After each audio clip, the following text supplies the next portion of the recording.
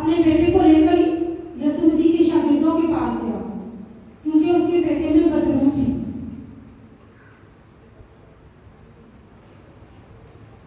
उसके बेटे में बदरू थी। वो खुदावंद यीशु मसीह के शागिर्दों के पास लेकर गया, लेकिन खुदावंद उस वक्त पहाड़ पर दुआ के लिए गए हुए थे, झुके हुए थे। जब वो बाप अपने बेटे को लेकर खुदावंद के शागिर्दों के पास गया, तो खुदावंद पहाड़ से उतर कर नीचे आ रहे थे कि खुदावंद ने देखा बहुत बड़ी भीड़ है, बहुत ज्यादा रश है, बहुत मजमा लगा हुआ है। तो खुदावंद ने वहां जाकर अपने शागिर्दों से पूछा कि ये क्या माजरा है। तब वहां से वो बाप जो अपने बेटे को लेकर खुदावंद यीशु मसीह के शागिर्दों के पास गया था, उसने खुदावंद से कहा,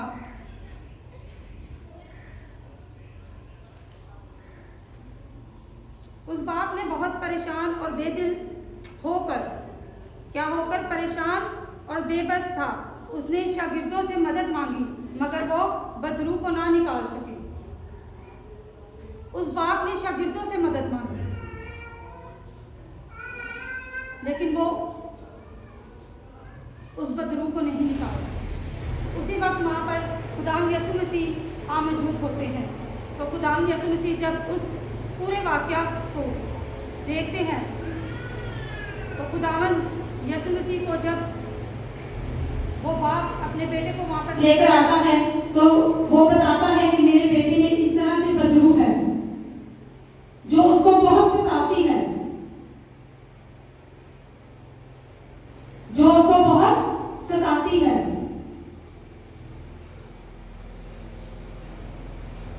वो खुदावंद यीशु मसीह को बताता है कि वो बदरू इसे बहुत सताती है,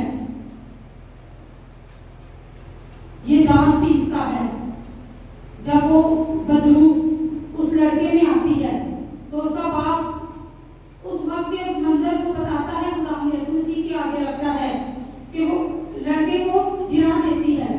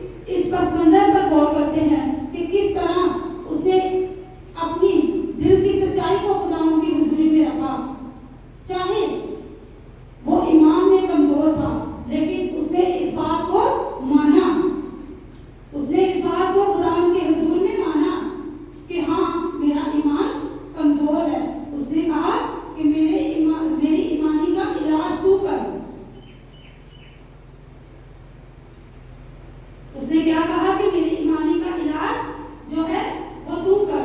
यीशु ने उससे उस लड़के को शिफा दी और बदबू निकल गई।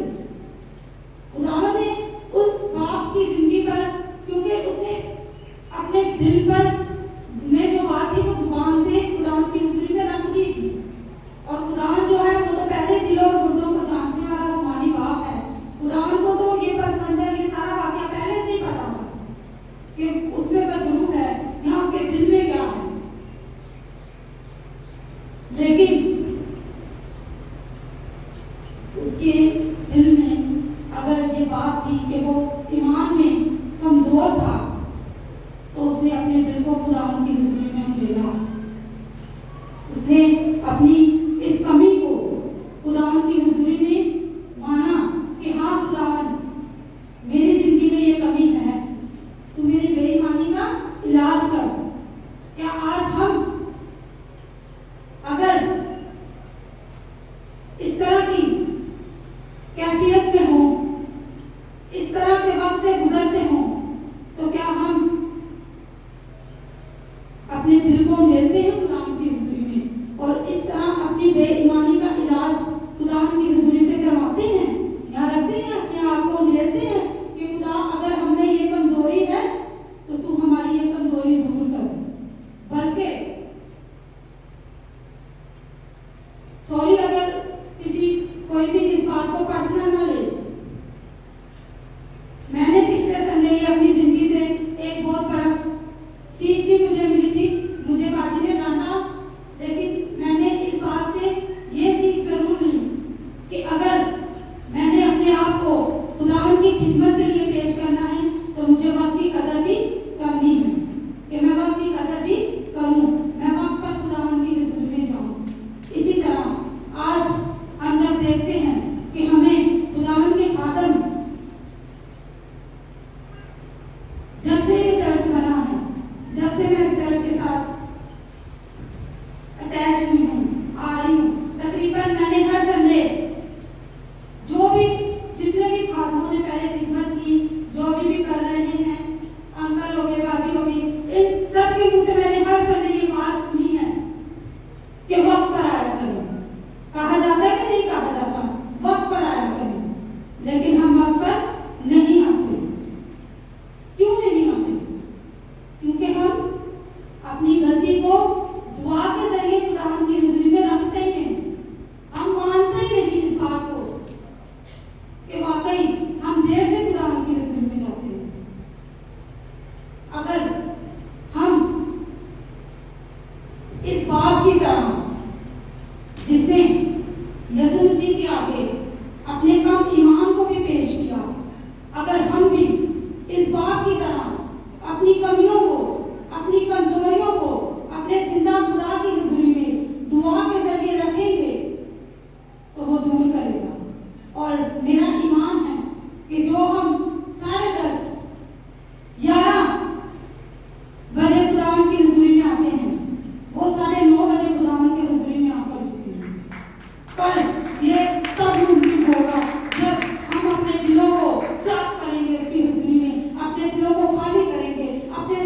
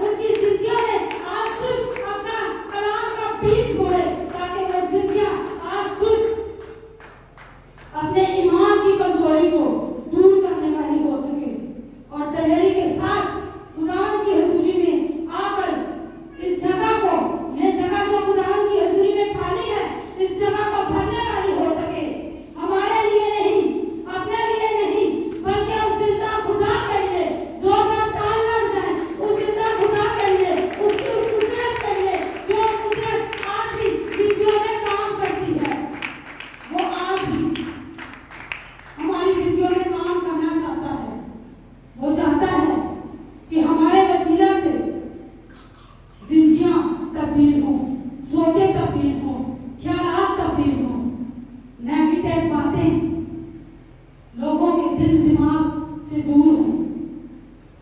वो चाहता है, लेकिन जरूरत हमें है कि हम अपने दिलों को उसकी हुजूरी में ले लें।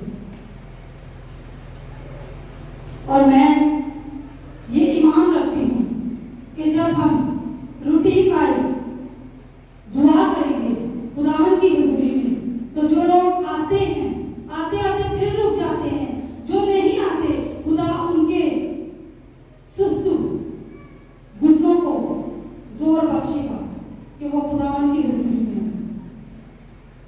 लेकिन हमें दुआ करनी है, हमें कलाम पढ़ना है, हमें खुदावन की हुजूरी में झुकना है, हमें उसके कलाम को पढ़ना है, क्योंकि ये सबकी खिदमत है, ये सबकी खिदमत है। हम सब यीशु मसीह के शागिर्द हैं और वो हम सब से ये खिदमत चाहता है। जरूरी नहीं जो मखसूस हैं उनसे ये काम है, उनके सुपुर्दी है, नहीं, सबके लिए, कलीसिया के बड़े से लेकर छोटे बच्चे तक, सबके लिए खुदावन सबकी जिंदगियों से चाहता है कि खुदावन का नाम जलाल पाए।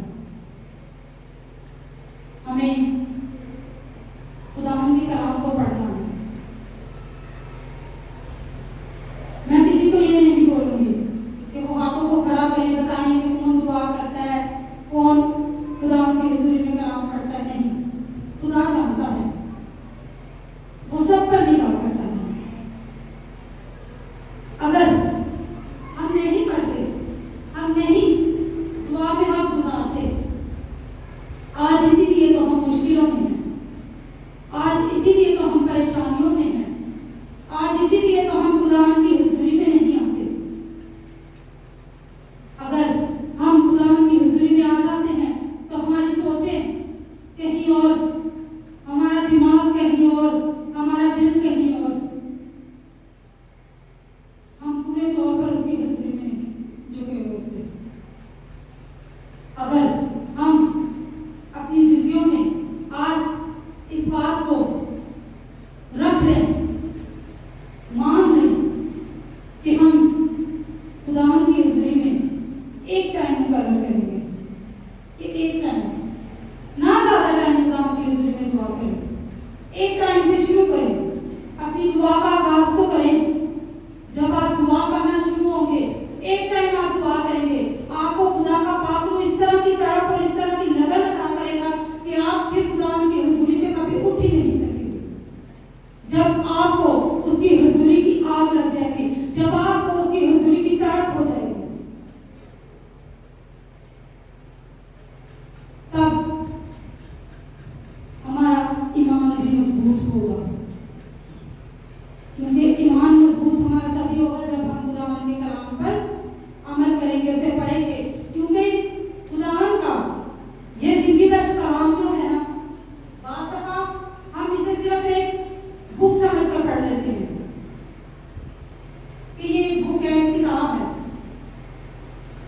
लेकिन आज हमें अपनी जिंदगियों पर गौर करने की जरूरत है और इस बात को अपने ज़हन में रखने की जरूरत है कि हमें इस कलाम को सिर्फ एक किताब सोचकर नहीं पढ़ना, इसे बल्कि अपनी जिंदगी समझ कर पढ़ना है। क्योंकि ये जिंदगी है, ये खुदा के मुंह की बातें हैं, ये खुदा के मुंह का कलाम है। क्या हम चाहते हैं कि ये कलाम हमारे दिल में उतरे,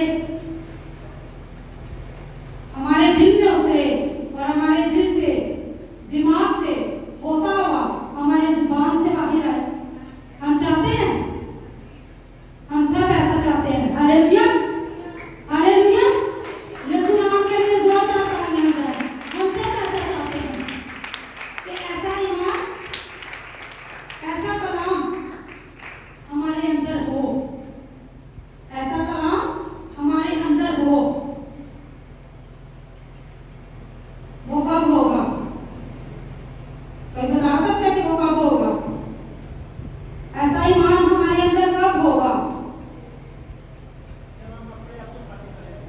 हालेलुया। जब